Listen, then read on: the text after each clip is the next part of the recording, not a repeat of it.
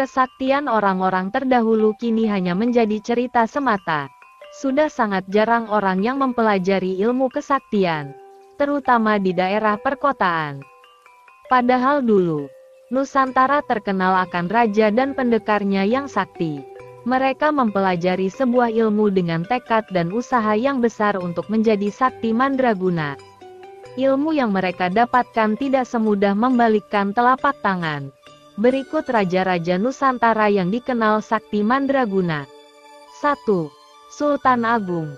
Sultan Agung merupakan raja ketiga yang menguasai kerajaan Mataram. Dia adalah putra dari pasangan Prabu Hanyokroowati dan Ratu Mas Adi Dyah Banowati. Dalam babat Tanah Jawi, Sultan Agung dikisahkan memiliki seorang abdi siluman yang bernama Juru Taman.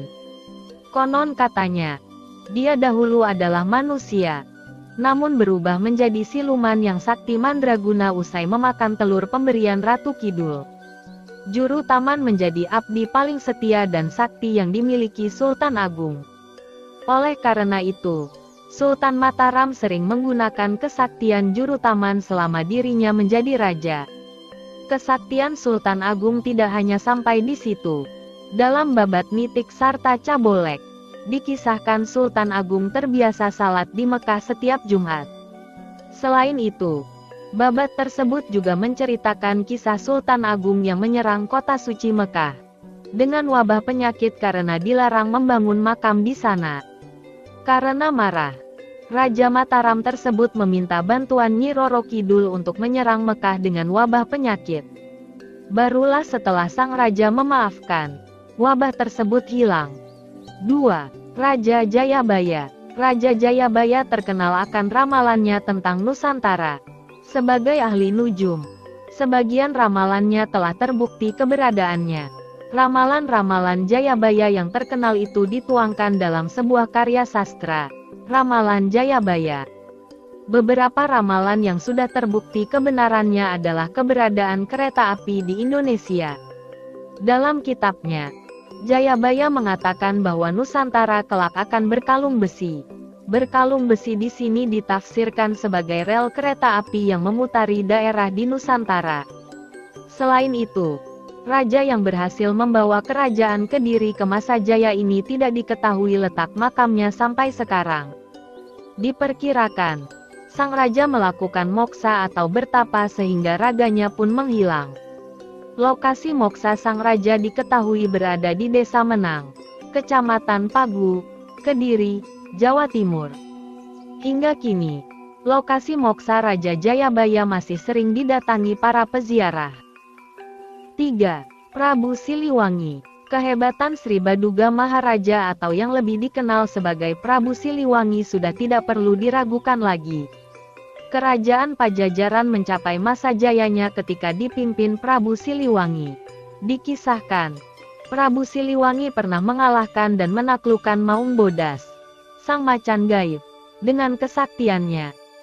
Berkat kemenangan sang Prabu tersebut, para macan putih itu pun bertekuk lutut dan menjadi hodam yang mendampinginya kemanapun. Tidak hanya itu, Prabu Siliwangi juga dipercaya memiliki pasukan militer gaib dari ribuan makhluk astral yang tak kasat mata.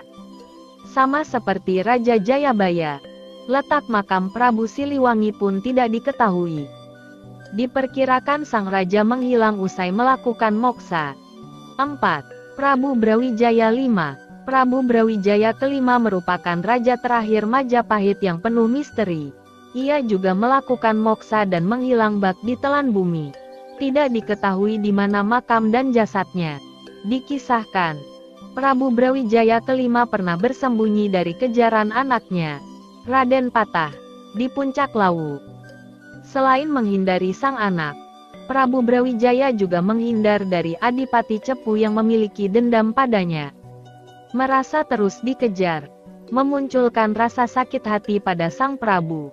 Dia pun mengucapkan sumpah yang melarang keturunan Adipati Cepu maupun masyarakat Cepu naik ke Gunung Lawu. 5. Angling Darma. Sosok Prabu Angling Darma memang begitu fenomenal di tanah Jawa.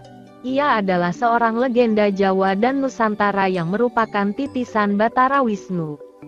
Kisah kepahlawanannya sungguh luar biasa, baik dari keberaniannya, sifat ksatria, sifat penolong dan juga kesaktiannya. Dilansir beragam sumber, Anglingdarma merupakan keturunan ketujuh dari Arjuna, seorang tokoh utama dalam kisah Mahabharata. Dikisahkan bahwa Arjuna berputra Abhimanyu, Abhimanyu berputra Parikesit, Parikesit berputra Yudayana, Yudayana berputra Gendrayana, Gendrayana berputra Jayabaya, Jayabaya memiliki putri bernama Pramesti. Dan dari rahim Pramesti inilah lahir seorang putra bernama Prabu Anglingdarma. Beberapa keistimewaan yang dimiliki Anglingdarma adalah kemampuannya untuk mengerti bahasa segala jenis binatang, dan bisa merubah wajahnya sesuai apa yang ia inginkan, yaitu ajian Ngerogoh Sukma, teknik melepaskan ruh atau sukma dari badan, ajian Saipi Angin, kesaktian yang mana dapat membuat seseorang yang menguasainya mempercepat perjalanan yang dilakukan, dan mampu menangkal ajian Pancasona dan Rawa Rontek, ilmu Jawa kuno yang konon dapat membuat pemiliknya hidup abadi dan tak bisa mati.